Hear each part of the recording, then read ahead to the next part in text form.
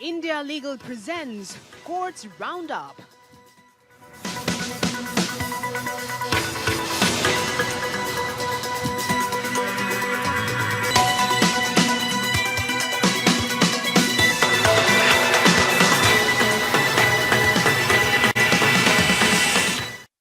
Doctor ortho Ayurvedic oil and capsule, अब दर्द भी घुटने टेकेगा। सुप्रीम कोर्ट ने अरावली परिभाषा के लिए समिति गठित, विशेषज्ञ समिति के गठन के लिए नामों का सुझाव मांगा।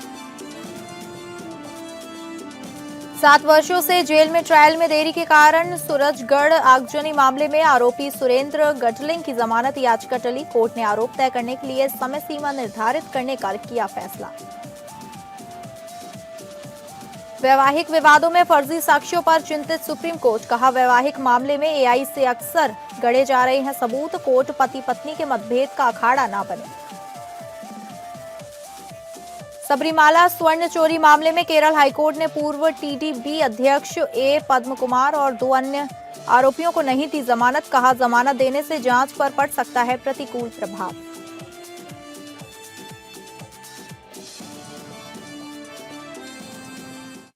नमस्कार, आप सभी का स्वागत है कोर्ट्स राउंडअप में और मैं हूं आपके साथ अंकिता सिंह। अगले आधे घंटे हम सुप्रीम कोर्ट, हाई कोर्ट और तमाम निचली अदालतों की खबरों को आपके सामने रखेंगे। तो शुरू करते हैं courts roundup. India Legal presents Courts Roundup.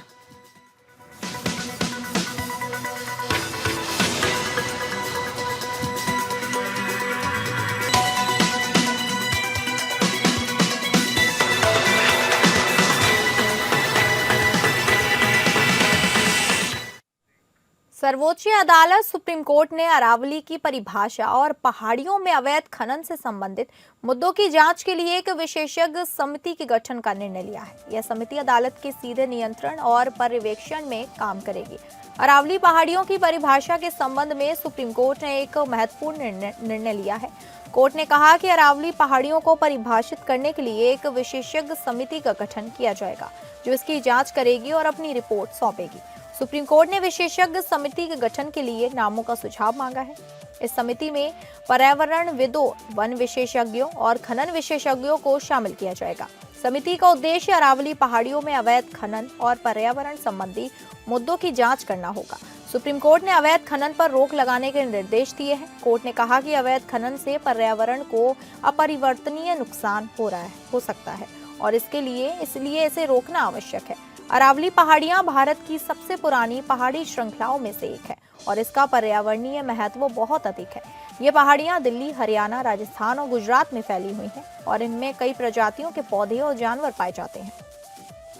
Supreme court के इस निर्णय से अरावली पहाड़ियों के संरक्षण में मदद मिलेगी। विशेषज्ञ समिति की रिपोर्ट के आधार पर सरकार और संबंधित अधिकारी अवैध खनन को रोकने और पर्यावरण की रक्षा करने के लिए कदम उठा सकते हैं।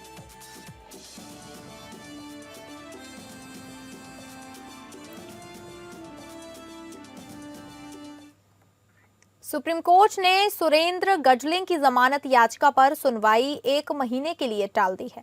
गडलिंग 2016 के सूरजगढ़ आगजनी मामले में आरोपी है और लगभग 7 वर्षों से जेल में है। सुरेंद्र गडलिंग एक मानवाधिकार कार्यकर्ता और वकील है, जो वर्तमान में 2016 के सूरजगढ़ आगजनी मामले में आरोपी है।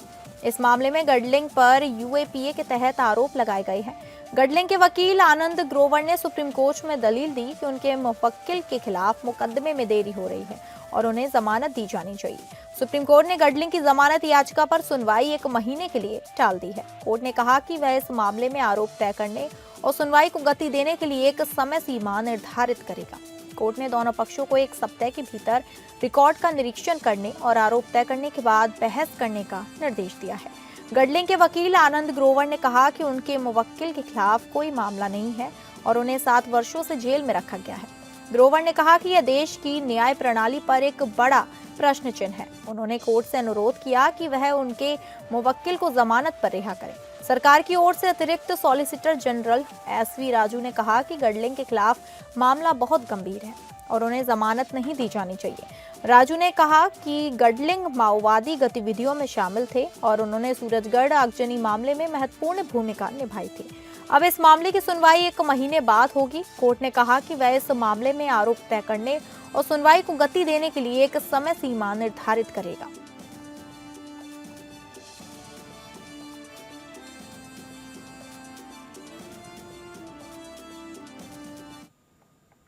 सुप्रीम कोर्ट ने वैवाहिक विवादों में फर्जी और आर्टिफिशियल इंटेलिजेंस से तैयार किए गए साक्ष्यों के बढ़ते इस्तेमाल पर गहरी चिंता जताई है। अदालत ने कहा कि आजकल पति पत्नी के बीच मतभेद होते ही एक दूसरे को किसी भी कीमत पर सबक सिखाने की मानसिकता हावी हो जाती है, जिसके चलते झूठे आरोप लगाए जाते हैं और कई मामलों में तकनीक की मदद से सबूत तक गढ़े जा रहे हैं। न्यायमूर्ति राजेश बिंदल और न्यायमूर्ति मनमोहन की खंडपीठ ने विवाह को अप्रतिरोहणीय विघटन के आधार पर भंग करते हुए कहा कि वैवाहिक विवाद उत्पन्न होने पर सबसे पहले पक्षकारों और उनके वकीलों का दायित्व होना चाहिए कि वे मुकदमेबाजी से पहले मध्यस्थता की दिशा में गंभीर प्रयास करें। कुछ मामलों में परामर्श की आवश्यकता भी हो सकती है। खंडपीठ ने यह भी कहा कि भले ही मामूली मामलों में जैसे भरण पोषण से संबंधित याचिकाएं या घरेलू हिंसा अधिनियम के तहत आवेदन दायर किए जाएं, अदालतों को सबसे पहले मध्यस्थता की संभावना तलाशनी चाहिए, न कि तुरंत जवाब प्रति जवाब मंगवाकर आरोप प्रत्यारोप की प्रक्रिया शुरू करनी चाहिए, क्योंकि इससे विवाद और गहरा हो जाता है। पुलिस में शिकायत दर्ज कराने की प्रवृत्ति पर भी अदालत ने आलोचनात्मक रुख अपनाया और कहा कि साधारण वैवाहिक विवादों में पहली प्राथमिकता सुलह समझौते की होनी चाहिए। वह भी संभव हो तो न्यायालयों के मध्यस्थता केंद्रों के माध्यम से, न कि सीधे पुलिस थाने बुलाकर। अदालत ने आगाह किया कि गिरफ्तारी अक्सर नो रिटर्न की स्थिति पैदा कर देती है। इस मामले में सुप्रीम कोर्ट ने पति पत्नी के बीच चल रहे लंबे समय से चले आ रहे विवाद को देखते हुए विवाह को भंग करने का फैसला किया। अदालत ने कहा कि यह विवाह पिछले 13 वर्षों से पूरी तरह टूट चुका था और दोनों पक्षों के बीच 40 से अधिक मुकदमे चल रहे थे।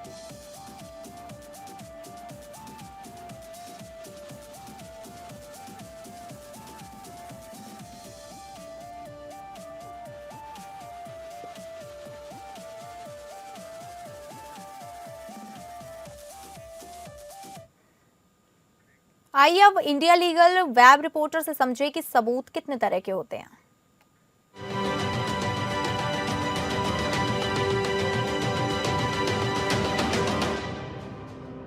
क्या आपको पता है भारतीय साक्ष्य अधिनियम 2023 के तहत एविडेंसेस के क्या प्रकार होते हैं? सेक्शन 2 सब क्लॉज ई के अकॉर्डिंग एविडेंसेस में ओरल और डॉक्यूमेंट्री एविडेंसेस शामिल होते हैं, जिसमें इलेक्ट्रॉनिक रिकॉर्ड्स भी इंक्लूड होते हैं। ओरल एविडेंस सेक्शन 54 से 55 में विटनेसेस कोर्ट के सामने जो स्टेटमेंट्स देते हैं वही आती हैं। ओरल एविडेंस डायरेक्ट होने चाहिए, इसलिए हेयर से एविडेंस जनरली एडमिसिबल नहीं होते। डॉक्यूमेंट्री एविडेंस सेक्शन 56 से 59 में रिटन, प्रिंटेड और डिजिटल डॉक्यूमेंट्स कवर होते हैं। डॉक्यूमेंट्स के कंटेंट को यूजुअली डॉक्यूमेंट्स के थ्रू ही प्रूव किया जाता है। डॉक्यूमेंट्री एविडेंस 2 टाइप्स के होते हैं। प्राइमरी एविडेंस सेक्शन 57 में दिए गए हैं, ओरिजिनल डॉक्यूमेंट्स या इलेक्ट्रॉनिक रिकॉर्ड्स। फिर आया सेकेंडरी एविडेंस सेक्शन 58, कॉपीज या सब्सटीट्यूट्स जब ओरिजिनल अवेलेबल ना हो तब। इलेक्ट्रॉनिक एविडेंस सेक्शन 61 से 66 में दिए गए हैं, जिसमें ईमेल, सीसीटीवी फुटेजेस और डिजिटल रिकॉर्ड्स आते हैं, जिनकी एडमिसिबिलिटी के रूल्स दिए गए हैं बीएसए में। डायरेक्ट एविडेंस सीधा फैक्ट्स प्रूव करते हैं, जबकि सर्कमस्टांशियल एविडेंस इन्फेरेंसेस के थ्रू फैक्ट्स एस्टेब्लिश करते हैं। हियरसे एविडेंस जनरली अलाउड नहीं होते एक्सेप्ट स्पेशल केसेस जिसमें डाइंग डिक्लेरेशन अंडर सेक्शन 26 दी गई हो। Do follow us for more legal updates.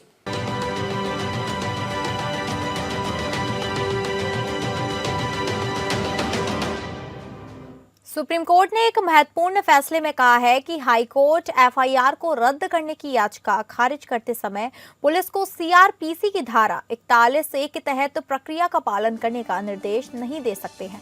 धारा 41A पुलिस को उन मामलों में उपस्थित के लिए लिखित नोटिस जारी करने का निर्देश देती है जहां गिरफ्तारी तुरंत आवश्यक नहीं है। न्यायमूर्ति JB पारदीवाला और न्यायमूर्ति सतीश चंद्र शर्मा की पीठ ने कहा कि एक बार आरोपी व्यक्ति धारा 41A के तहत नोटिस का जवाब देने के लिए नियमित रूप से पेश होता है तो उसे गिरफ्तार नहीं किया जा सकता है, और इस तरह की सुरक्षा अंतरिम राहत की प्रकृति की होती है, जो केवल तभी दी जा सकती है जब एफआईआर रद्द करने के लिए प्रथम दृश्य मामला बनाया गया हो। यह मामला तेलंगाना हाईकोर्ट के एक आदेश के खिलाफ था, जिसने एफआईआर रद्द करने की याचिका खारिज करते हुए पुलिस को धारा 41A के तहत प्रक्रिया का पालन करने का निर्देश दिया था। सुप्रीम कोर्ट ने इस आदेश को रद्द कर दिया और कहा कि हाई कोर्ट ने आरोपी व्यक्तियों को अंतरिम राहत प्रदान करने में गलती की, जो एफआईआर रद्द करने के लिए प्रथम दृष्टया मामला बनने पर ही दी जा सकती है। सुप्रीम कोर्ट ने कहा कि धारा 482 सीआरपीसी के तहत कार्यवाही के चरण में कोई अंतरिम राहत नहीं दी जा सकती है जब तक कि कोई असाधारण मामला स्थापित न हो। यदि ऐसा मामला स्थापित होता है तो हाईकोर्ट को संक्षेप में उन कारणों को दर्ज करना होगा जो ऐसी अंतरिम सुरक्षा प्रदान करने के लिए आधार और औचित्य को स्पष्ट करते हैं। इस मामले में सुप्रीम कोर्ट ने हाई कोर्ट के आदेश को रद्द कर दिया और मामले को फिर से निर्णय के लिए वापस भेज दिया, जिसमें वादी को नोटिस जारी करने और उन्हें सुनने के बाद अंतिम आदेश पारित करने का निर्देश दिया। तब तक आरोपी व्यक्तियों के खिलाफ कोई कठोर कार्रवाई नहीं की जाएगी।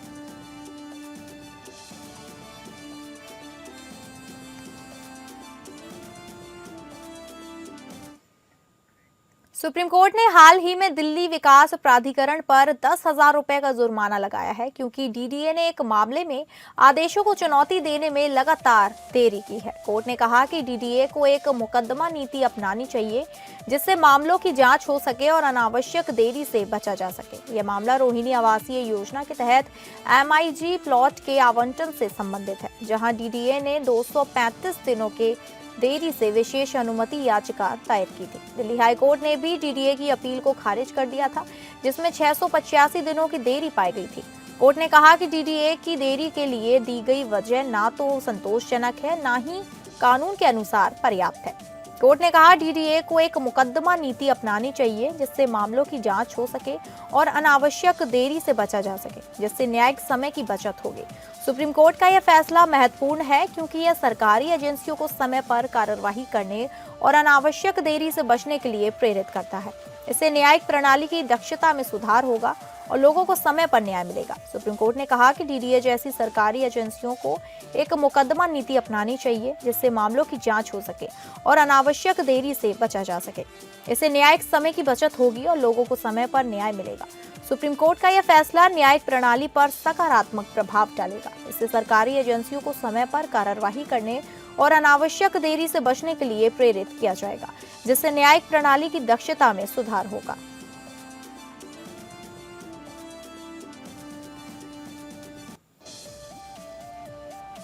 दिल्ली हाईकोर्ट ने केंद्र और दिल्ली सरकार को नोटिस जारी कर वक्फ अधिनियम के नए प्रावधानों को चुनौती देने वाली याचिका पर जवाब मांगा है।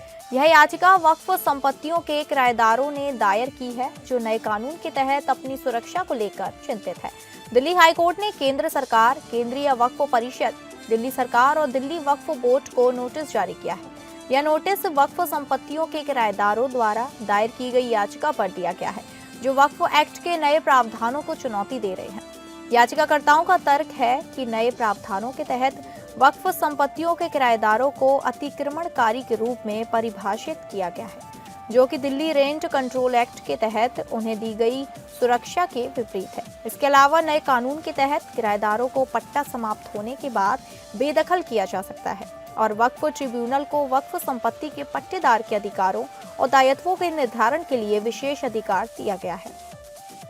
चीफ जस्टिस देवेंद्र कुमार उपाध्याय और जस्टिस तेजस कारिया की पीठ ने सरकार और अन्य प्रतिवादियों को 6 सप्ताह के भीतर अपना जवाब दाखिल करने का निर्देश दिया है। कोर्ट ने यह भी कहा कि वह इस मामले में सुप्रीम कोर्ट के फैसले का इंतजार करेगी, जिसमें वक्फ एक्ट के इसी तरह के प्रावधानों को चुनौती दी गई है। वक्फ एक्ट के नए प्रावधानों को चुनौती देने वाली याचिका पहले भी हाई कोर्ट में दायर की गई थी, लेकिन नए कानून में लागू होने के बाद कोर्ट ने उस याचिका का निपटारा कर दिया था।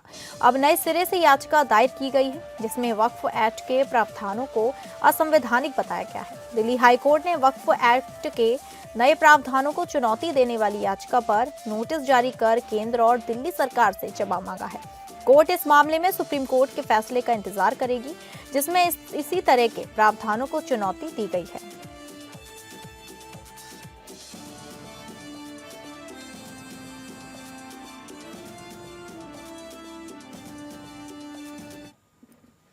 केरल उच्च न्यायालय ने सबरीमाला स्वर्ण चोरी मामले में 3 आरोपियों को जमानत देने से इनकार कर दिया है।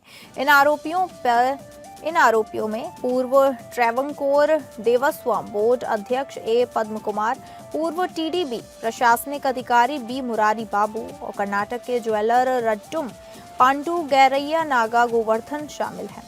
न्यायमूर्ति ए बदरुद्दीन ने इस मामले में आदेश पारित किया है। यह मामला सबरीमाला मंदिर में स्वर्ण चोरी के आरोपों से संबंधित है। आरोप है कि 2019 में मंदिर के गर्भगृह के दरवाजों और द्वारपाल मूर्तियों से लगभग 4 किलोग्राम सोना कम पाया गया था। पुलिस ने दावा किया कि पद्म कुमार ने मुख्य आरोपी उन्नी कृष्णन पोत्ती के साथ मिलकर सोने की चोरी में महत्वपूर्ण भूमिका निभाई थी। आरोपी पद्म कुमार और गोवर्धन के वकील पी विजय भानु ने तर्क दिया कि पद्म कुमार के खिलाफ आरोप केवल देवस्वाम मैनुअल के उल्लंघन से संबंधित है, जो एक आपराधिक कृत्य नहीं है। उन्होंने ये भी तर्क दिया कि गोवर्धन की इस मामले में कोई भूमिका नहीं थी, सिवाय इसके कि उन्होंने मंदिर के जीर्णोद्धार के लिए भुगतान किया था और कई बार दान दिया था। न्यायालय ने जमानत याचिका को खारिज करते हुए कहा कि इस मामले में आरोपियों को जमानत देना जांच के लिए हानिकारक होगा और इससे गवाहों को प्रभावित करने और सबूतों के नष्ट होने का खतरा है। न्यायालय ने यह भी कहा कि इस मामले में आरोपियों की रिहाई से देवता और लाखों श्रद्धालुओं की भावनाओं को ठेस पहुंचेगी। गौरतलब है कि मुख्य आरोपी उन्नी कृष्णन पोत्ती को केरल वायलेंस कोर्ट ने जमानत दे दी है, लेकिन यह अभी भी जेल में रहेगा क्योंकि उस पर एक अन्य मामले में मुकदमा चल रहा है।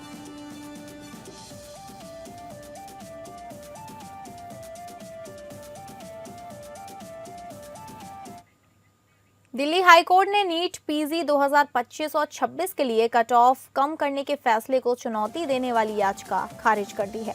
कोर्ट ने कहा कि सीटें खाली रहना सार्वजनिक हित में नहीं है। हाईकोर्ट ने कहा कि डॉक्टरों की गुणवत्ता का आकलन पीजी प्रवेश परीक्षा से नहीं किया जा सकता है, क्योंकि वे विशेषज्ञता के लिए पीजी कक्षाओं में जाएंगे। नीट पीजी 2025 और 2026 के लिए आयोजित प्रवेश परीक्षा में कट ऑफ कम करने का फैसला national board of examination in medical sciences ने लिया था।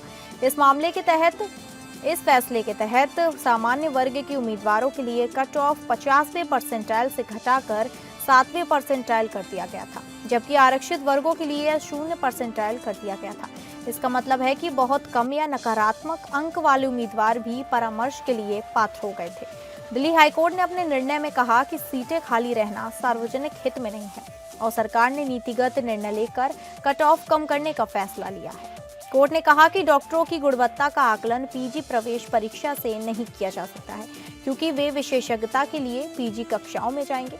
इस फैसले के बाद डॉक्टरों और मेडिकल छात्रों ने विरोध किया था और सुप्रीम कोर्ट में एक याचिका दायर की गई थी, जिसमें कट ऑफ कम करने के फैसले को चुनौती दी गई थी। हालांकि दिल्ली हाईकोर्ट को बताया गया कि यह याचिका अभी तक सूचीबद्ध नहीं हुई है। दिल्ली हाईकोर्ट के इस निर्णय से स्पष्ट होता है कि कोर्ट सरकार के नीतिगत निर्णयों का सम्मान करता है और सीटें खाली रहने से सार्वजनिक हित पर पड़ने वाले प्रभाव को ध्यान में रखता है।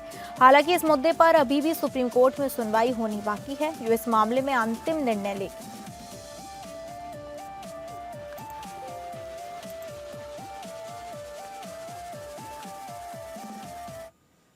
तो फिलहाल कोर्ट्स राउंडअप में बस इतना ही। नमस्कार।